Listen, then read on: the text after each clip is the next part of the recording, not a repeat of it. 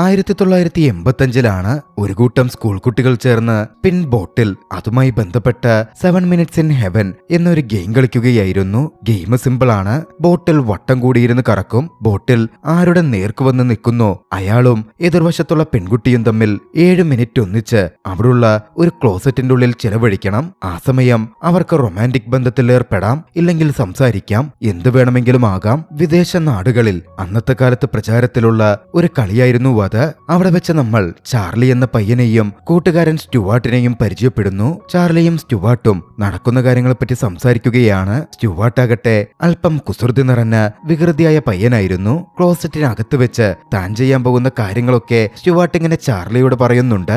അങ്ങനെ ഒടുവിൽ സ്റ്റുവാർട്ടിന്റെ ഊഴമെത്തി. ജെനിഫർ എന്ന് പറയുന്ന ഒരു പെൺകുട്ടിയായിരുന്നു സ്റ്റുവാർട്ടിന്റെ ഓപ്പോസിറ്റ് ഉണ്ടായിരുന്നത്. ജെനിഫറുമായി അവൻ ക്ലോസറ്റിന്റെ അകത്തെത്തി. ജെനിഫറോട് അടുപ്പം കാണിക്കാനും അവളെ കെട്ടിപ്പിടിക്കാനുമൊക്കെ സ്റ്റുവാർട്ട് ശ്രമിച്ചെങ്കിലും ജെനിഫർ അവനെ അങ്ങ് തള്ളിമാറ്റി. ഒടുവിൽ ബോട്ടിൽ കറങ്ങി അനീഷ എന്നു പേരുള്ള ഒരു പെൺകുട്ടിയുടെ അടുത്തെത്തി. അനീഷയാകട്ടെ ചാർലിയെ ഇഷ്ടമായതുകൊണ്ട് ചാർലിയെ അങ്ങ് സെലക്ട് ചെയ്തു. ചാർലിയുമായി അനീഷ ക്ലോസറ്റിന്റെ അകത്ത് കയറി.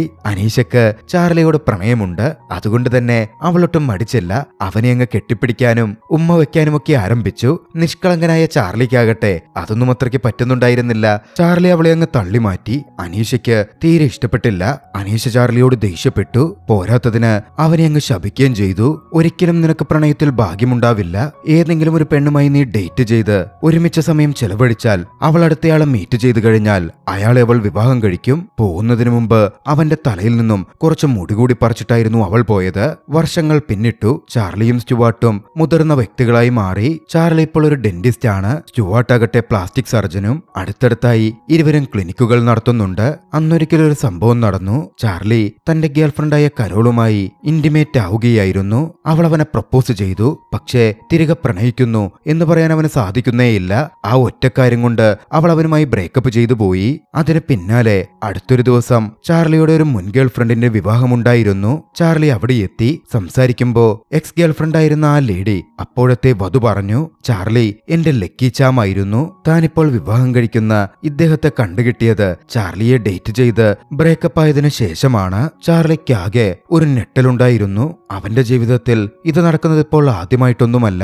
ഇതിനു മുമ്പും ഇത്തരത്തിൽ ചില പെൺകുട്ടികൾ ചാർലിയെ മീറ്റ് ചെയ്ത ശേഷമാണ് തങ്ങൾക്ക് തങ്ങളുടെ ലക്കി ചാമിനെ കിട്ടിയത് എന്ന് പറഞ്ഞിട്ടുണ്ട്. ആ വധു അത് പറഞ്ഞതിന് പിന്നാലെ അവിടെ ഉണ്ടായിരുന്ന 2 ലേഡികൾ പരസ്പരം ചാർലിയുടെ കാര്യം എന്തോ സംസാരിക്കുന്നുണ്ടായിരുന്നു. ചാർലി കുറച്ച് കൺഫ്യൂസ്ഡ് ആയി. കുറച്ച് കഴിഞ്ഞപ്പോഴാണ് അങ്ങോട്ടേക്ക് ഒരു പെൺകുട്ടി കടന്നു വന്നത്. ക്യാം എന്നായിരുന്നു അവളുടെ പേര്. ചാർലി അവളെ മീറ്റ് ചെയ്തു. ഇരുവരും തമ്മിൽ താല്പര്യമുള്ള രീതിയിൽ കുറച്ചധികം നേരം സംസാരിച്ചു. പെട്ടെന്ന് തന്നെ അവർക്കിടയിൽ ഒരു അടുപ്പം രൂപപ്പെടുന്നുണ്ടായിരുന്നു. പോകുന്നതിനു മുമ്പ് ചാർലി അവൾക്ക് തന്റെ ഡെന്റിസ്റ്റ് ബിസിനസ് കാർഡ് കൊടുത്തു. പിന്നീട് മീറ്റ് ചെയ്യാമെന്നും പറഞ്ഞു. ക്യാം ഒരു പെൻഗ്വിൻ സയന്റിസ്റ്റ് ആണ്. മറൈൻ മാമൽ പാർക്കിൽ വർക്ക് ചെയ്യുന്നു. ചാർലിയുടെ അന്നത്തെ ദിവസം അങ്ങനെ കടന്നുപോയി. അടുത്ത ദിവസം പതിവ് പോലെ ചാർലി തന്റെ ക്ലിനിക്കിലേക്ക് എത്തി. അങ്ങോട്ടേക്ക് കയറിയപ്പോ അവിടെ മുഴുവൻ പെൺകുട്ടികളും സ്ത്രീകളും ഒക്കെയാണ്. ചാർലിക്ക് വല്ലാത്തൊരു അതിശയം തോന്നാതിരുന്നില്ല. അതുവരേക്കും കൂടുതലായും അല്പം പ്രായമേറിയ ആളുകളാണ് ചാർലിയുടെ ക്ലിനിക്കിൽ വന്നിരുന്നത്. ഇതിപ്പോ മുഴുവൻ സുന്ദരികളായ സ്ത്രീകൾ. ചാർലിക്കപ്പോൾ ഞെട്ടലൊന്നും ഉണ്ടായില്ലെങ്കിലും ചാർലിയുടെ ജീവിതത്തിൽ കുറച്ചുകൂടി ഞെട്ടിക്കുന്നൊരു സംഭവം നടന്നത് അടുത്ത ദിവസം സ്റ്റുവാർട്ടുമായി പുറത്തുപോയപ്പോഴായിരുന്നു. ചാർലി എത്തിപ്പെട്ടത് കരോൾ എന്നു പേരുള്ള തന്റെ മുൻ ഗേൾഫ്രണ്ടിന്റെ അടുത്തേക്കാണ്. കരോൾ വിവാഹവേശത്തിൽ നിൽക്കുന്നു. കരോൾ ചാർലിയോട് പറഞ്ഞു, നീ ഒരു ലക്കി ചാമാണ്. നീയുമായി ബ്രേക്കപ്പ് ആയതിന്റെ തൊട്ടു പിന്നാലെ ഞാൻ ഒരാളെ മീറ്റ് ചെയ്തു. അയാൾ അടിപൊളിയായിരുന്നു. പെട്ടെന്ന് തന്നെ ഞങ്ങൾ പ്രപ്പോസ് ചെയ്ത് വിവാഹവും നടന്നു. വളരെ വിചിത്രമായി അതൊക്കെ ചാർലിക്ക് തോന്നുന്നുണ്ടായിരുന്നു. എന്നാലും ഒക്കെ അവഗണിച്ച് ചാർലി അവിടുന്ന് പോന്നു. ചാർലി വീട്ടിലെത്തിയപ്പോഴോ ചാർലിയുടെ വീട്ടിലെ ഗിഫ്റ്റ് ബോക്സ് നിറച്ചും വസ്തുക്കളാണ്. കുറെ ലെറ്റേഴ്സുമൊക്കെയുണ്ട്. പല പെൺകുട്ടികളും ലേഡീസും ചാർലിയുമായി അടുത്തിടപഴകാൻ താല്പര്യം പ്രകടിപ്പിക്കുന്നു. ഇതെന്താ നടക്കുന്നേ?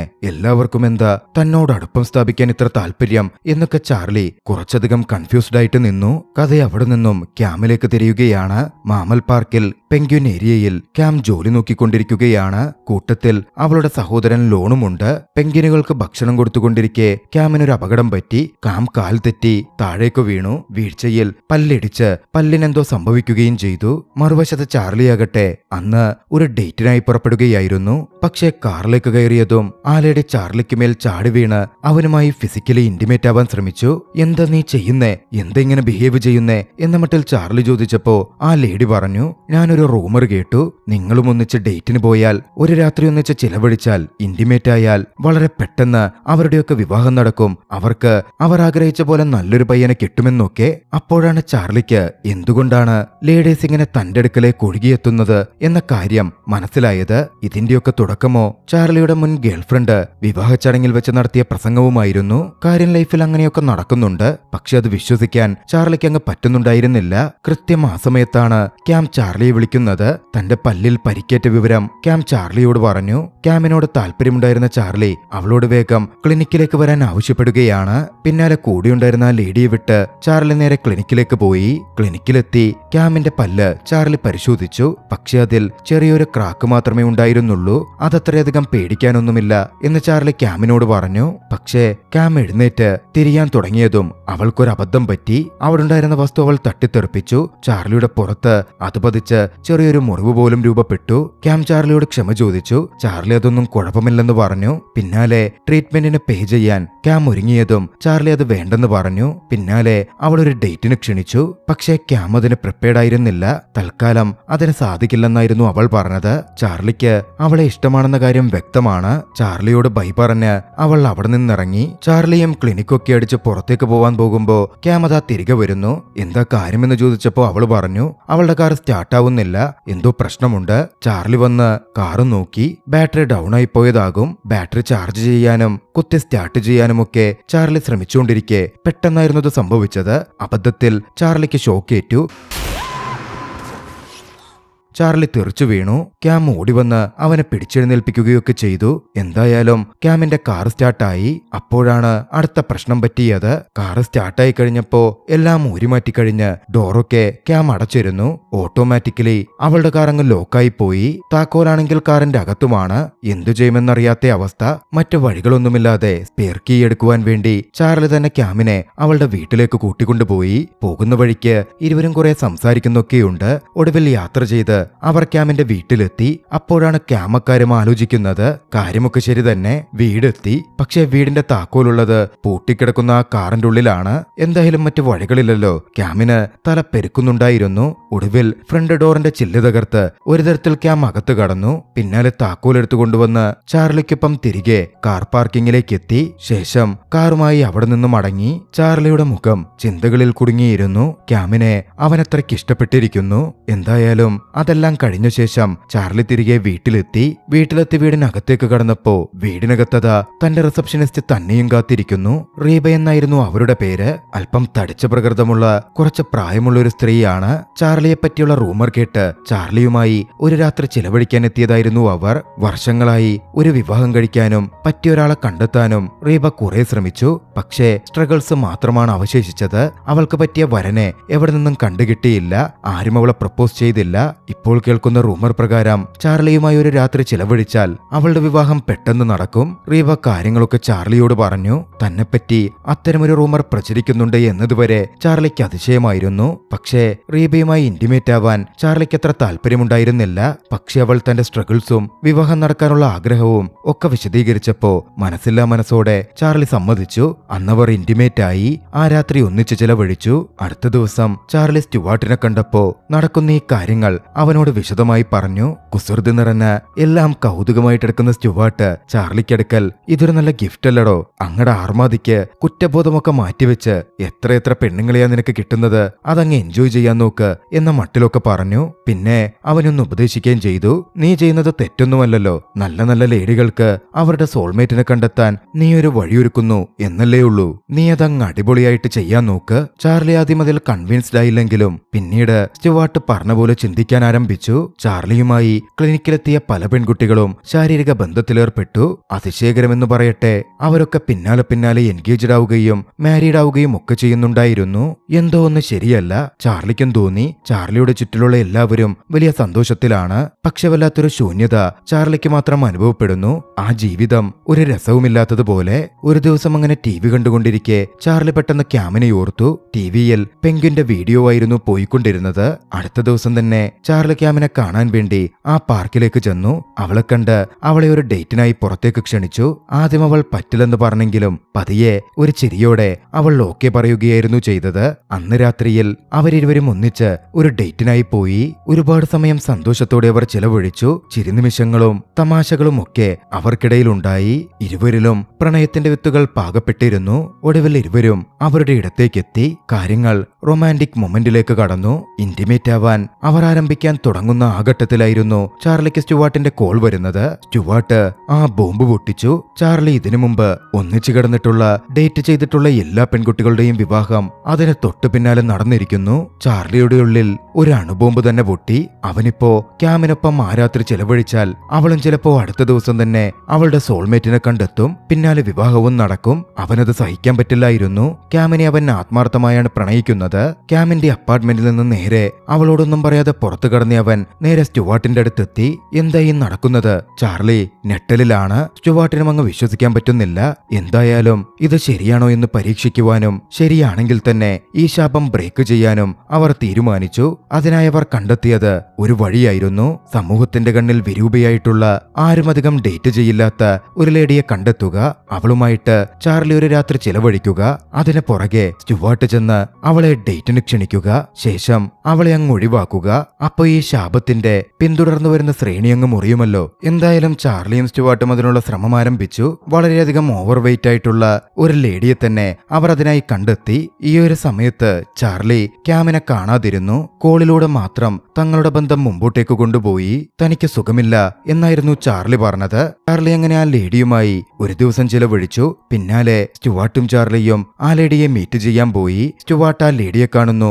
അവളെ പ്രപ്പോസ് ചെയ്യുന്നു. അവളെ റിജക്ട് ചെയ്യുന്നു. ഇതായിരുന്നു പദ്ധതി. ചാർലി ദൂരെ നിന്ന് സ്റ്റുവാർട്ട് ആ ലേഡിക്ക് അടുത്തെത്തുന്നത് നോക്കിക്കണ്ടു. തന്റെ പ്രശ്നങ്ങളൊക്കെ ഇതാ ഇപ്പോ തീരുമെന്ന് ചിന്തിച്ച സന്തോഷത്തോടെ ചാർലി അവിടുന്ന് പോന്നു. നേരെ പോയത് ക്യാമിനെ കാണാനാണ്. അന്ന് രാത്രിയിൽ അവർ തമ്മിൽ ഇന്റിമേറ്റ് ആയി. പക്ഷേ അടുത്ത ദിവസം എഴുന്നേറ്റ് വന്ന് TV കണ്ട ചാർലി അക്ഷരാർത്ഥത്തിൽ ഞെട്ടിപ്പോയി. താനൊന്നിച്ച സമയം ചെലവഴിച്ച തടിച്ച പ്രകൃതമുണ്ടായിരുന്ന ആ ലേഡിയുടെ വിവാഹം നടന്നിരിക്കുന്നു. എത്ര വലിയ തടിയുണ്ടെങ്കിലും അവരെയും സ്വീകരിക്കാൻ മനസ്സുള്ളവരുണ്ടെന്നൊക്കെ പറഞ്ഞ് അത് വലിയ വാർത്തയൊക്കെയായിരിക്കുകയാണ്. പാനിക്കായ ചാർലി നേരെ സ്റ്റുവാർട്ടിനെ വിളിച്ചു. എന്താ ഈ നടക്കുന്നതെന്ന് ചോദിച്ചു. പക്ഷേ അപ്പോഴാണ് സ്റ്റുവാർട്ട് ആ സത്യം പറയുന്നത്. താൻ ഇന്നലെ അവരുടെ അടുത്ത് പോയെങ്കിലും അവരോട് പ്രപ്പോസ് ചെയ്യുകയോ ഒന്നും തന്നെ ചെയ്തില്ലെന്ന്. ചാർലിക്ക് നല്ല ദേഷ്യം തന്നെ വന്നു. ഒപ്പം നല്ല പേടിയും. ക്യാമുമായി ഒരു രാത്രി ചെലവഴിച്ചു കഴിഞ്ഞു. ഇനിയിപ്പോൾ അവൾ മറ്റാരെയെങ്കിലും മീറ്റ് ചെയ്താൽ അവർ തമ്മിൽ റിലേഷനിലാവും. വിവാഹവും നടക്കും. താൻ പുറത്താകും. ചാർലിക്ക് അത് സഹിക്കാൻ പറ്റുന്നുണ്ടായിരുന്നില്ല. പിന്നെ അങ്ങോട്ടേക്ക് ക്യാമിനടുക്കൽ വളരെ വേഡായിട്ടായിരുന്നു ചാർലി പെരുമാറിയത്. അവളോട് മാക്സിമം സ്നേഹമുണ്ട് എന്ന് കാണിക്കുവാനൊക്കെ ചാർലി ശ്രമിച്ചു. പക്ഷേ ഇതിനിടയിൽ അവിടുത്തെ കലണ്ടറിൽ ക്യാം 6-ാം തീയതി ബുധനാഴ്ച ജോർജ് എന്ന വ്യക്തിയെ മീറ്റ് ചെയ്യുന്നുണ്ട് എന്ന കാര്യം ചാർലി കണ്ടു. ജോർജിനെ കണ്ടാൽ അവന് വിവാഹം കഴിച്ചാലോ എന്ന് ചിന്തിച്ച ചാർലി അവൾ പോകുന്നിടത്തൊക്കെ അവളെ ഫോളോ ചെയ്യാൻ ആരംഭിച്ചു. ഇത്തരത്തിലുള്ള യാത്ര കുറെ അബദ്ധത്തിലേക്കും ചാർലിയെ കൊണ്ടുചാടിക്കുന്നുണ്ട്. ഒടുവിൽ ക്യാം ഇത് ശ്രദ്ധിക്കാൻ തുടങ്ങി. വിചിത്രമായ അവന്റെ ബിഹേവിയർ കണ്ട ക്യാമാകട്ടെ തന്നെ ഫോളോ ചെയ്യുകയാണോ എന്ന് ചാർലിയോട് ചോദിച്ചു. നമുക്കൊരു ബ്രേക്ക് എടുക്കാമെന്നും കുറച്ചു ദിവസം എന്നിൽ നിന്ന് അകന്നു നിൽക്കാനും ക്യാം ചാർലിയോട് പറഞ്ഞു. ചാർലിക്ക് അതൊന്നും ഞെട്ടലുണ്ടാക്കിയിരുന്നു. കുറച്ചു ദിവസങ്ങൾ അങ്ങനെ കടന്നുപോയി. ചാർലി വലിയ ടെൻഷനിലുമായിരുന്നു. വൈകാതെ ക്യാമിനെ കാണാൻ അവൻ പാർക്കിലേക്ക് എത്തി. അവിടെ വെച്ച് ക്യാം മറ്റൊരു യുവാവുമായി സംസാരിച്ചു വരുന്നത് ചാർലി കാണുകയാണ്. അത് ജോർജാണെന്ന് ഊഹിച്ച ചാർലി അവരെ അകറ്റണമെന്ന ചിന്തയിൽ ഓരോന്ന് പ്രവർത്തിക്കാൻ ആരംഭിച്ചു. എന്തിനേറെ പറയുന്നു, ജോർജുമായി ചാർലി ഒരു ഫൈറ്റ് വരെ നടത്തി. ഇതൊക്കെ കണ്ട ക്യാമിന് അക്ഷരാർത്ഥത്തിൽ ദേഷ്യം വന്നിരുന്നു. ക്യാമും ചാർലിയുമായി സംസാരിച്ചു. ചാർലി തന്നെ ഒട്ടും വിശ്വസിക്കുന്നില്ല, ട്രസ്റ്റ് ചെയ്യുന്നില്ല എന്നായിരുന്നു ക്യാമിന് തോന്നിയത്. അതും ചാർലിയുടെ ഒരണക്ക ലക്കി ചാം തിയറി കാരണം ക്യാമിന് നല്ല ദേഷ്യം തന്നെ വന്നു. ക്യാം അവനുമായി ബ്രേക്കപ്പും പറഞ്ഞു. പിന്നീട് ചാർലി തെരുവിൽ ദുഃഖിച്ചിരിക്കുകയാണ്. അവന്റെ അസിസ്റ്റന്റായ ക്ലിനിക്കിലെ ലേഡി റീബ ചാർലിക്ക് അടുത്തു വന്നു. റീബയോട് എല്ലാ കാര്യങ്ങളും ചാർലി പറഞ്ഞു. റീബ ചാർലിയെ ആശ്വസിപ്പിച്ചു. അപ്പോഴാണ് അവിടെ ഒന്ന് സംഭവിച്ചത്. അവിടെ വേസ്റ്റ് പെറുക്കിക്കൊണ്ടിരുന്ന ഒരു മനുഷ്യന്റെ കയ്യിൽ നിന്നും ഒരു ബോട്ടിൽ താഴെ വീണു. അതവിടെ കിടന്ന് സ്പിൻ ചെയ്യാൻ തുടങ്ങി. ബോട്ടിൽ അങ്ങനെ കറങ്ങുന്നു കണ്ടതും ചാർലിക്ക് കുട്ടിക്കാലത്തെ ആ ശാപവാക്കുകൾ, അനീഷയുടെ ശാപം ഒക്കെയും ഓർമ്മ വന്നു. ആ ശാപമാണ് ഇപ്പോൾ റിയലായി നടന്നുകൊണ്ടിരിക്കുന്നത് എന്ന് ചിന്തിച്ച ചാർലി ഉടനടി അനീഷയെ കണ്ടെത്താനുള്ള ശ്രമങ്ങൾ ആരംഭിച്ചു. സ്റ്റുവാർട്ടിനൊപ്പം നടത്തിയ അത്യാവശ്യം നീണ്ട ഒരു തിരച്ചിലിനൊടുവിൽ അനീഷയെ ചാർലി കണ്ടെത്തി. അനീഷ ഇപ്പോൾ വിവാഹമൊക്കെ കഴിച്ച് സന്തോഷത്തോടെ ജീവിച്ചുകൊണ്ടിരിക്കുകയാണ്. ആദ്യ കാഴ്ചയിൽ ചാർലി അനീഷ തിരിച്ചറിഞ്ഞതുപോലുമില്ല. പിന്നാലെ ചാർലി എല്ലാ കാര്യങ്ങളും അനീഷയോട് പറഞ്ഞു. പക്ഷേ അനീഷയുടെ മറുപടി ഇപ്രകാരമായിരുന്നു: അന്ന് കുട്ടിക്കാലത്ത് നിങ്ങളോടൊരു ക്രഷ് ഉണ്ടായിരുന്നു, പക്ഷെ അതൊക്കെ കുട്ടിക്കാലത്ത് ഒരു ഇൻഫാക്ച്വേഷൻ അല്ലേ, അത്രയുള്ളൂ. ചാർലി തന്റെ മേലുള്ള ശാപത്തെപ്പറ്റിയുമൊക്കെ വിശദീകരിച്ചു. തന്റെ മേലുള്ള ശാപം പിൻവലിക്കാൻ പറഞ്ഞു. അങ്ങനെ ശാപം എന്ന് പറയുന്ന ഒന്നും തന്നെ ഇല്ലെന്നും ഇതൊക്കെ വെറും തോന്നലാണ് എന്നുമായിരുന്നു അനീഷ പിന്നാലെ പറഞ്ഞത്. ആ പെൺകുട്ടിക്ക് തന്നെ വിട്ടുപോവാനാണ് താല്പര്യമെങ്കിൽ അങ്ങനല്ലേ ചെയ്യേണ്ടത്? ആത്മാർത്ഥമായി പ്രണയിച്ചാൽ അതല്ലേ ശരി എന്ന് മട്ടിൽ അനീഷ ചോദിച്ചു. അനീഷയുടെ വാക്കുകൾ ചാർലിയുടെ കണ്ണു തുറപ്പിച്ചിരുന്നു. അന്ന് അവിടെ നിന്ന് പോന്ന ചാർലി ക്യാമിനേറെ ഇഷ്ടപ്പെട്ട ഒരു സയന്റിസ്റ്റ് ഉണ്ട്, ഹവാർഡ് എന്നാണ് അയാളുടെ പേര്. അയാളെ ഫോൺ ചെയ്തു. ക്യാമുമായി അയാൾ മീറ്റ് ചെയ്യാൻ വേണ്ടി ഒരു അവസരം ഒരുക്കി. വൈകാതെ ഹവാർഡ് ക്യാമിനെ മീറ്റ് ചെയ്തു. അവർ ഒന്നിച്ച് ആ മാമൽ പാർക്കിൽ പലതരം കാര്യങ്ങൾ ചെയ്യുന്നുണ്ടായിരുന്നു. ക്യാം ഒരുപാട് സന്തോഷവതിയായി കാണപ്പെട്ടു. അവിടെ എത്തിയ ചാർലി അവളുടെ സന്തോഷം നോക്കിക്കണ്ടിരുന്നു. അവൻ അവിടെ നിന്ന് തിരികെ പോന്നു. അടുത്ത ദിവസം സ്റ്റുവാർട്ടിൽ നിന്നൊരു വാർത്ത ചാർലിയെ തേടിയെത്തി. ഹവാർഡിനൊപ്പം ക്യാം അന്റാർട്ടിക്കയിലേക്ക് പോകുന്നു, അതും എന്നേക്കുമായി. ഞെട്ടലോടെ അവളെ അവസാനമായി ഒന്ന് മീറ്റ് ചെയ്യാൻ വേണ്ടി ചാർലി ഓടിച്ചെന്നു. ഒടുവിൽ ടിക്കറ്റ് വാങ്ങി അവൾ കയറി അതേ ഫ്ലൈറ്റിനകത്ത് കയറി. ക്യാമിനെ കാണണം, അവസാനമായി ഒന്ന് സംസാരിക്കണം, പ്രപ്പോസ് ചെയ്യണം, അതുമാത്രമായിരുന്നു ചാർലിക്കുണ്ടായിരുന്നത്. അവിടെ എല്ലാവരുടെയും മുമ്പിൽ വെച്ച് ചാർലി അവളോട് പ്രപ്പോസ് ചെയ്തു. ക്യാം അതിൽ അതിശയിച്ചു, സന്തോഷിച്ചു. അവന്റെ പ്രപ്പോസൽ ക്യാം സ്വീകരിച്ചു. പിന്നാലെയാണ് ഒരു കാര്യം ചാർലി മനസ്സിലാക്കുന്നത്: ഹവാർഡുമായി അവൾ അന്റാർട്ടിക്കയിലേക്ക് പോകുന്നുണ്ട്. പക്ഷെ അത് റിസർച്ചുമായി ബന്ധപ്പെട്ട കാര്യത്തിനാണ്. ഹവാർഡ് ഓൾറെഡി മാരീഡ് ആണ്. ആളുടെ വൈഫും അവരുടെ കൂടെയുണ്ട്. ചാർലിക്ക് സത്യത്തിൽ വലിയ ആശ്വാസം തോന്നി. വൈകാതെ ക്യാം തിരികെ എത്തും. കഥ ഈ സമയം ഒരു ഫ്ലാഷ് ബാക്കിലേക്ക് പോകുന്നു. ചാർലി വീട്ടിൽ വന്ന് പോയതിനു ശേഷം അനൂഷ തന്റെ മുറിയിലേക്ക് പോയി. അവിടെ അടച്ചുവെച്ചിരുന്ന ഒരു പഴയ പെട്ടിയുണ്ടായിരുന്നു. അത് തുറന്നു. അതിനുള്ളിൽ കൂടോത്രം ചെയ്ത പോലെ ഒരു വോഡു ഡോൾ ഉണ്ടായിരുന്നു. ചാർലിയുടെ ഫേസ് ചിത്രം കുട്ടിക്കാലത്തേത് ഒട്ടിച്ചു ചേർത്ത ഒന്ന്. അവന്റെ മുടിയടക്കം അതിൽ ചുറ്റിയിട്ടുണ്ട്. അതിൽ കുത്തിയിരുന്ന ഒരു പിന്ന് അവൾ ഊരിയെടുത്തിരുന്നു. ഒരുപക്ഷെ ശാപമോക്ഷം കിട്ടിയതാകാം, അല്ലെങ്കിൽ അതൊന്നുമായി ഇതിന് യാതൊരു ബന്ധവുമില്ലാതിരിക്കാം. എന്തായാലും ചാർലിക്ക് ചാർലി ആഗ്രഹിച്ച പോലെ നല്ലൊരു ജീവിതം കിട്ടി. ഒരു വർഷത്തിനു ശേഷം ചാർലിയും ക്യാമും അന്റാർട്ടിക്കയിൽ പോയി സതേൺ ലൈറ്റ്സും കണ്ട് പെൻഗ്വിനുകളുടെ കൂടെ സന്തോഷത്തോടെ സമയം ചെലവഴിച്ചു. ആ ദൃശ്യങ്ങളോടെ ചലച്ചിത്രം അവസാനിക്കുന്നു. രസകരമായ ഈ ഒരു ചലച്ചിത്രം നിങ്ങൾക്കിഷ്ടമായെങ്കിൽ വീഡിയോ ലൈക്ക് ചെയ്യുക. അഭിപ്രായങ്ങളും നിർദ്ദേശങ്ങളും കമന്റുകളിൽ രേഖപ്പെടുത്തുക. കഴിയുമെങ്കിൽ ചാനൽ സബ്സ്ക്രൈബ് ചെയ്തും കൂട്ടുകാർക്ക് ഷെയർ ചെയ്തു കൊടുത്തും ഞങ്ങളെ സപ്പോർട്ട് ചെയ്യുക. അടുത്ത എപ്പിസോഡിൽ മറ്റൊരു മികച്ച ചലച്ചിത്രവുമായി നമുക്ക് കണ്ടുമുട്ടാം. അതുവരെ ബൈ.